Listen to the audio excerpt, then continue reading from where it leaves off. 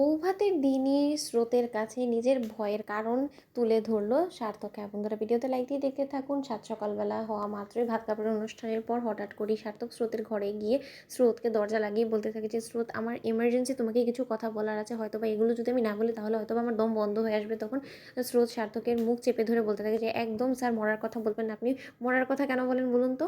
তখন এই কথা বলার মতো সার্থক বলতে থাকে যে, দেখো, হয়তো বা এই কথাগুলো না বললে আমার মৃত্যু হলেও হতে পারে, তাই আমি তোমাকে একটা কথা বলছি, আমার কেন জানি না বড্ড বেশি ভয় করছে একটা জিনিস নিয়ে। তখন স্রোত ঘাবড়ে উঠে বলতে থাকে যে, কী নিয়ে ভয় করছে আপনার, বলুন তো, কিসের এত দুশ্চিন্তা সার্থক স্যার আপনার?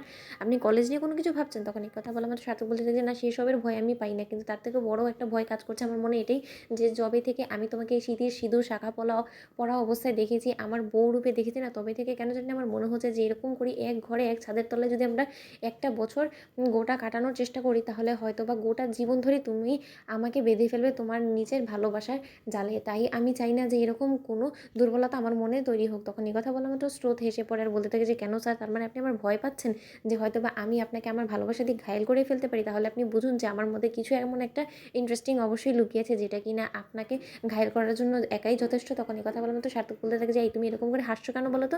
তোমার কি মনে হয় আমি কি তোমার সাথে মস্কারা করছি? তখন এই কথা বলা মাত্র সার্থককে স্রোত বলতে থাকে যে, দেখুন স্যার, যদি ভাগ্যে এটাই লেখা থাকে তাহলে না হয় এটাই হবে। তখন সার্থক বলতে থাকে যে, জানো তো, কালকে আমি স্বপ্নে দেখছিলাম যে আমরা একসাথে বয়সকালে বুড়ো বুড়ি হয়ে গিয়েছি, তারপর আমরা একে অপরের ভালোবাসায় হাবুডুবু খাচ্ছি। তাহলে নিশ্চয়ই তুমি বুঝতে পারছো যে কীরকম অবস্থা হয়ে গিয়েছে আমার। তাই স্রোত, আমি এই বিষয়টা মোটেও চাই না যে ভবিষ্যৎ জীবনে এমন একটা পরিস্থিতিতে গিয়ে আমরা দাঁড়াই যখন কিনা আমরা একে অপর থেকে আলাদা হওয়ার যন্ত্রণাটাও না সহ্য করতে পারি। তখন স্রোত মনে মনে বলতে থাকে যে, স্যার, তাতেই বা খারাপ কী বলুন তো? আমি তো আপনাকে মোটেও ছেড়ে যাওয়ার কথা ভাবতেই পারি না। এখনই তো আমার গায়ে কাঁটা দিয়ে উঠে, যখন কিনা আমি ভাবি যে না, 1 বছর পর এই ঘর সংসার, বাবা, আপনাকে, সকলকে ছেড়ে আমাকে চলে যেতে হবে, সেটা ভেবে ভেবেই তো আমার গা হাত পা ঠান্ডা হয়ে আসে। আর এখানে কিনা আপনি এখন থেকেই আমাকে এই জিনিসটা নিয়ে বলা শুরু করে দিয়েছেন। আমার তো সেটাই এখনও মাথায় ঢুকছে না যে আপনার মনে এরকম প্রশ্নই বা যাচ্ছে কী করে? আপনার কি মনে হয় যে আমি এত সহজে আপনাকে ছেড়ে চলে যাবো? একবার না হয় আপনাকে বলেছি যে হ্যাঁ, আমি আপনার সাথে কন্ট্রাক্ট ম্যারেজ করতে রাজি আছি, কিন্তু এই 1 বছরে আমি আপনাকে এমনভাবে আমার ভালোবাসার জালে ফাঁসিয়ে দিব, যার ফলে কিনা আমার ভালোবাসার জাল কেটে আপনার বের হওয়াটা অসম্ভব হয়ে যাবে। তখন আপনি নিজেই হাঁটু গেড়ে বসে